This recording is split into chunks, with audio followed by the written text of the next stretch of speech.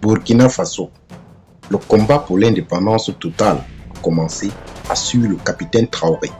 Ce combat passe nécessairement par les armes, mais aussi par nos valeurs, nos comportements et le redressement de notre économie, a assuré samedi 10 décembre le président burkinabé de transition. Le combat pour l'indépendance totale a commencé au Burkina Faso, a affirmé le capitaine Ibrahim Traoré, président burkinabé de transition. Il s'exprime à la télévision publique dans un discours à la nation à l'occasion du 62e anniversaire de l'accession à l'indépendance du pays.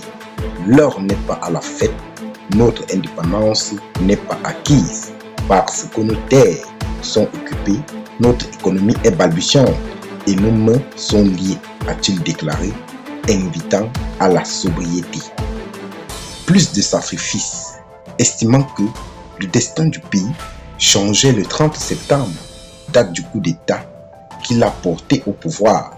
Il a affirmé que le combat pour l'indépendance totale a commencé.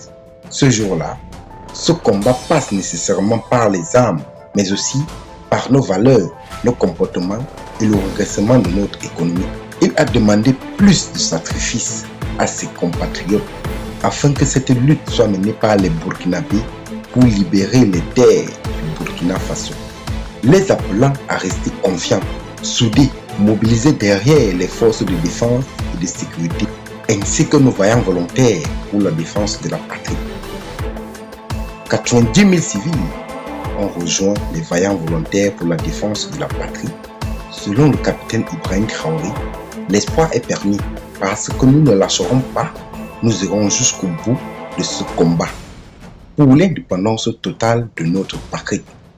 Notre lutte ne s'arrêtera que lorsque tous les enfants du Burkina Faso mangeront à leur faim et dormiront tranquillement dans leur pays, a-t-il affirmé. Depuis 2015, le Burkina Faso est régulièrement endeuillé par des attaques djihadistes qui ont fait des milliers de morts et contraint quelques 2 millions de personnes à fuir leur foyer. Ces attaques de groupes des États islamiques se sont multipliées, essentiellement dans le nord et l'est du pays. Le capitaine Ibrahim Traoré s'est donné pour objectif la reconquête des territoires occupés par ces ordres de terroristes qui en occupent 40%. À l'issue d'une campagne de recrutement, 90 000 civils se sont inscrits pour rejoindre les vaillants défenseurs de la patrie, appelés à seconder l'armée dans sa lutte contre les djihadistes. Merci de nous avoir suivis et à la prochaine pour de nouvelles informations.